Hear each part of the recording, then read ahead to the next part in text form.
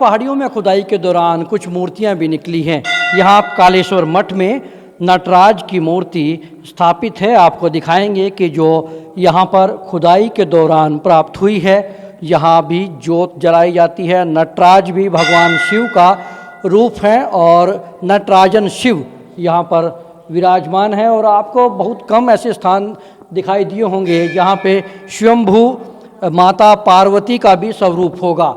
ये स्वयंभू माता पार्वती का स्वरूप भी यहाँ देखने को आपको मिलेगा, क्योंकि स्वयंभू शिवलिंग तो बहुत स्थानों पर आपको दिखेंगे, लेकिन यहाँ माता पार्वती भी स्वयंभू है जो कि यहाँ प्रतिष्ठापित है। और श्रद्धालु भगवान शिव के कालेश्वर स्वरूप के साथ साथ माता पार्वती की भी पूजा करते हैं और नटराजन शिव की आराधना भी यहाँ पर विशेष तौर पर की जाती है। ये कालेश्वर मठ की एक अनन्य महिमा है। भगवान भोलेनाथ अलग अलग स्थानों पर अलग अलग स्वरूपों में विराजमान हैं। शिवालिक की पहाड़ियों में भगवान भोलेनाथ यमुना नदी के तट पर कालेश्वर के रूप में प्रतिष्ठापित हैं। और इस मठ को मैं दिखाने से पहले आपको ये एक प्राचीन द्वार दिखा रहा हूँ जो कि हजारों साल पुराने अवशेषों से बनाया गया है। यह जो अवशेष हैं ये विशेष हैं और आप देख सकते हैं कि इनकी जो है नक्काशी पत्थर की गई है। ये हजारों साल पुराने अवशेष हैं और उनको यहाँ पर लाकर द्वार बनाया गया है। और ये कालेश्वर मठ है शिवालिक की पहाड़ियों में यमुना नदी के बिल्कुल तट पर कलेसर जंगल में भगवान कालेश्वर यहाँ पर विराजमान है। और शिवरात्रि के मौके पर विशेष तौर पर कालेश्वर महादेव के दर्शन करने के लिए दूर दूर से श्रद्धालु आते हैं और यहाँ भगवान भोलेनाथ उनकी मनोकामनाएं भी पूर्ण करते हैं। और कालेश्वर भगवान की महिमा बहुत ही अनूठी है, अलग है और स्वयंभू महादेव हैं। आप अपनी स्क्रीन पर इस वक्त दर्शन कर सकते हैं कालेश्वर महादेव के, जिनका श्रृंगार भी यहाँ किया हुआ है। और ये बहुत अनादिकाल से यहाँ पर भगवान कालेश्वर विराजमान हैं। बहुत प्राचीन ये पिंडी है भगवान भोलेनाथ की, जो कि यहाँ कालेश्वर के रूप में प्रतिष्ठापित हैं। और इनकी महिमा बहुत दूर दूर तक है, क्योंकि कालेश्वर मठ में दूर दूर से लोग श्रद्धालु खींचे चले आते हैं। और कुछ प्राचीन अवशेष यहाँ पर विशेष तौर पर रखे गए हैं, क्योंकि प्राचीनता यहाँ के कण कण में है। जैसा कि हमने आपको द्वार भी दिखाया, वो भी प्राचीन अवशेषों से बना है। और ये जो पिंडी है भगवान की, ये भी शिवलिंग यहाँ पे विशेष एक अलग तरह की आकृति है जो कि हर जगह आपको देखने को नहीं मिलेगी। और यहाँ के जो पुरोहित जी हैं वो हमारे साथ हैं, वो बताएंगे। पंडित जी, कालेश्वर महादेव जी की क्या महिमा है? हरिओम जी। ये जो है भगवान भोलेनाथ महादेव का प्राचीन मंदिर है। यहाँ पे जैसे आप पिंडी का स्वरूप देख रहे हैं, तो ऐसा यहाँ के बारे में बताते हैं। जो नीचे पिंडी है एक नाभि सी आकृति है, जिसको कहते हैं ब्रह्म आकार की। और ये आप दिख रहे हैं चक्राकार विष्णु स्वरूप, और ये स्वयंभू लिंग रूप में महादेव। तो ब्रह्मा विष्णु महेश तीनों का स्वरूप इस पिंडी में।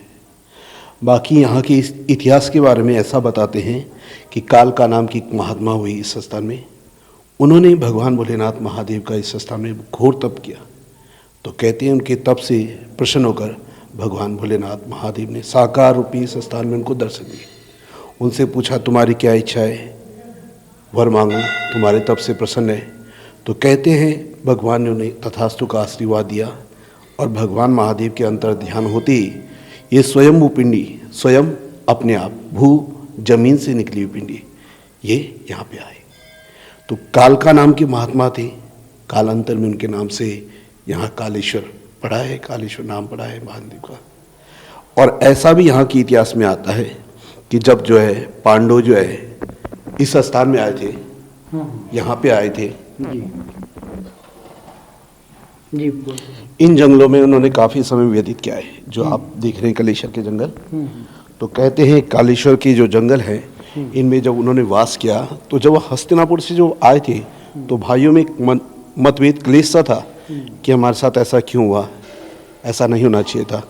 तो एक दूसरे की गलतियाँ निकाल रहे थे भाइयों में, और बात भातृ प्रेम इतना था कि एक दूसरे के बगैर रह भी नहीं सकते थे, बात भी करना चाहते थे। तो बात कैसे करें, तो जो है सब जो है मन में भगवान श्री कृष्ण का जो है स्मरण करते हैं। जब स्मरण करते हैं तो भगवान श्री कृष्ण उनके पास आते हैं।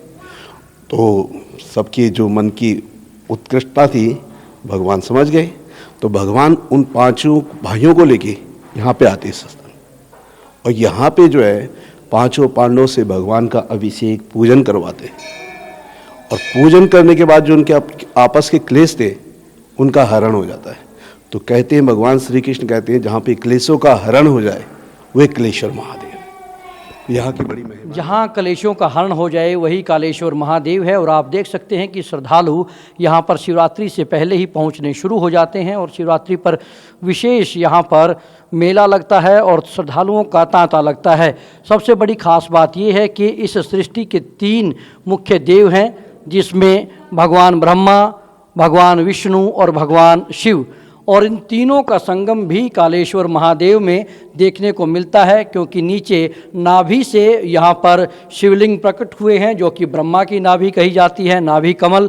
और जो चक्र है शिवलिंग के चारों तरफ, वो चक्र विष्णु का चक्र है, विष्णु का प्रतीक है। और इसी तरह से ऊपर भगवान शिव स्वयं विराजमान है, स्वयंभू प्रकट हैं, यानी कि ब्रह्मा, विष्णु और महेश तीनों यहाँ पर एक ही साथ आपको कालेश्वर मठ में उन तीनों का एक संगम मिलेगा। और जहाँ कलेशों का हरण किया पांडवों ने, वो स्थान जहाँ पर स्वयं भगवान श्री कृष्ण भी आए, किंवदंतियों के अनुसार कहा जाता है कि भगवान श्री कृष्ण यहाँ पर आए और पांडवों को विशेष यहाँ पर रुद्राभिषेक करवा करके उनके जो मन के भीतर संशय जो पैदा हो गए थे उन संशयों को खत्म किया और उनको एक आत्मिक बल यहाँ पर प्राप्त हुआ, यानी कि कलेशों का हरण होता है। और कालेश्वर मठ में भगवान भोलेनाथ, यहाँ ब्रह्मा, विष्णु और महेश तीनों का एक संगम आपको देखने को मिलता है।